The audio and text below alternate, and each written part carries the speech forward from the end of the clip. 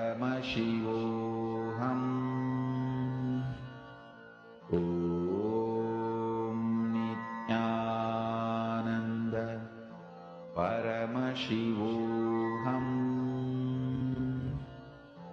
Om Nityananda Paramashivoham. Om Nityananda Paramashivoham. Om Nityananda Paramashivoham. Slowly, very slowly.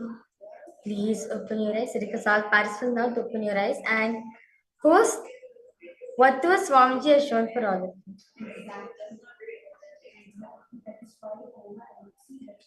Request all participants now to relax yourself, open your eyes and post whatever Swamiji has shown. It can be anything. Whatever Swamiji is showing exactly the colors of the image or what the image is about. Whatever it is, I request all participants to go ahead and start posting now.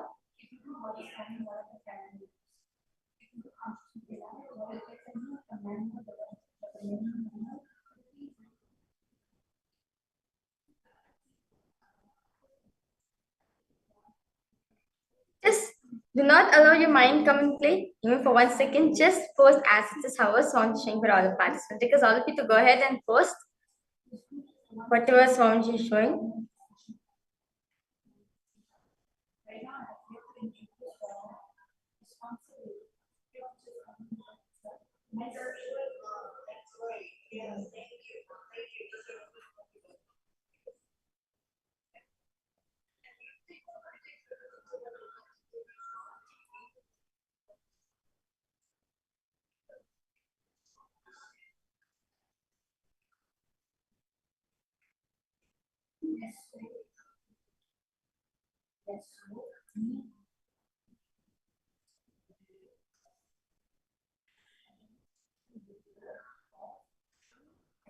Yes. I request all participants, please post what is one showing for all of you. See, do not worry whether it is okay. Am I manifesting it right? Am I seeing it? Is it through my third eye? Anything. Do not worry about whether you're gonna manifest or not. Just post exactly what is Swamiji showing. You're just a medium, that's all. You're just here to enjoy Swamiji.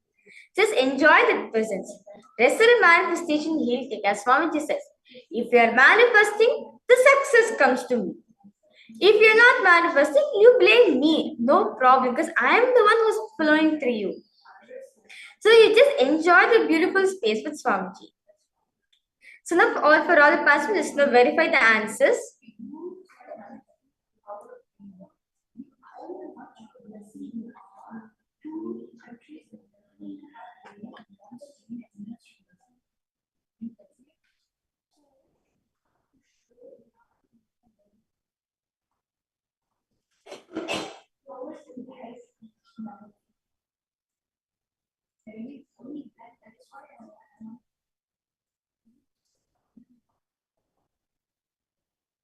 Yes, let's now verify the answers for all the participants. So the exact image which has been projected for all of you to scan is a temple background.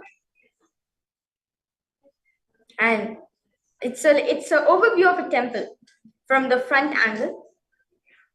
So for all, I request all participants now to start verify the answers.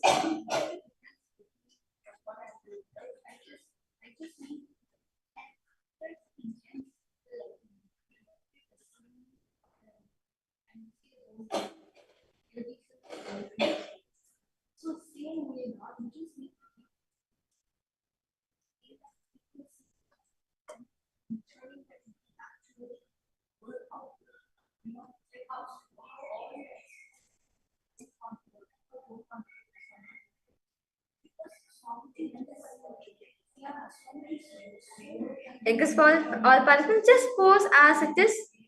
Do not worry whether I am manifesting or not, is it right or wrong.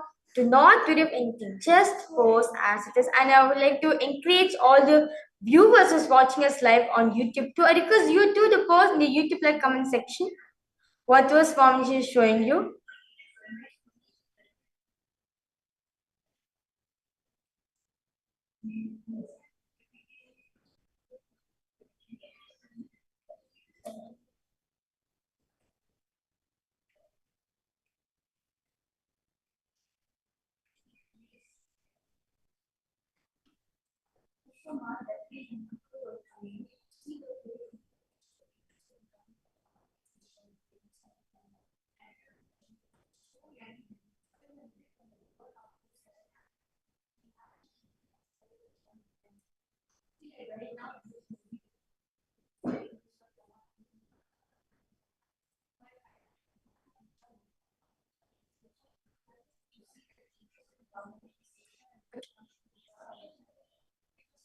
Yes, so now all the participants, so let's now verify the answers.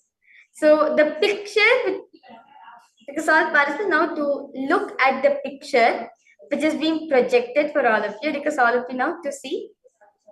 So the picture which is projecting for all of you is a temple picture, and it shows the front angle of a temple. Yes, the picture is going to be projected for all of you. I just give,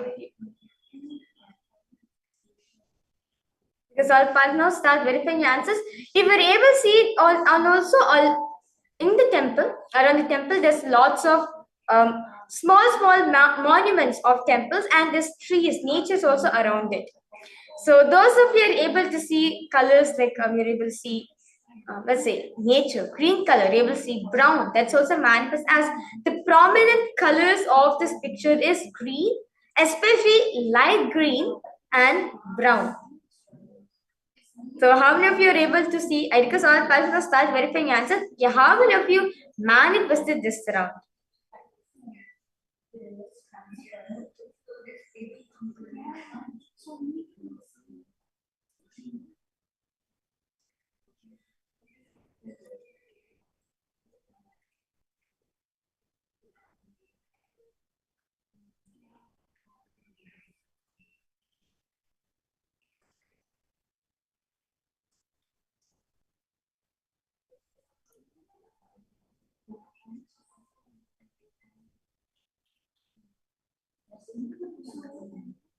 How many of you manifested this one? Because all participants start posting.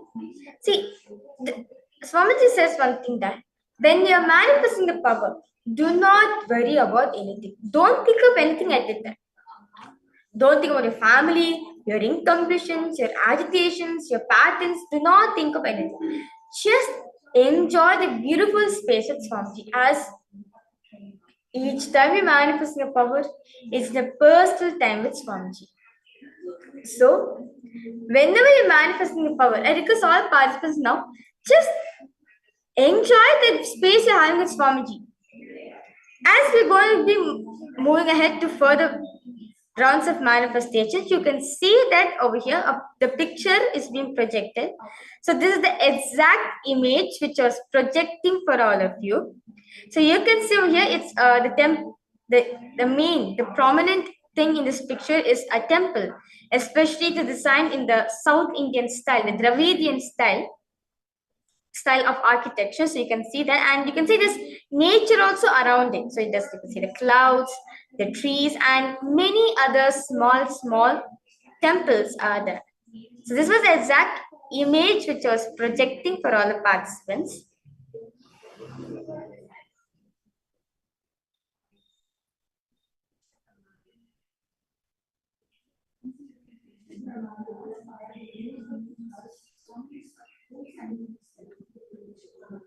You can start verifying. So you can see the most of the colors which is being used in this picture is more like blue, green, and brown. And here in there's little shades of very brownish kind of yellow. It's almost like the lighter shades of brown.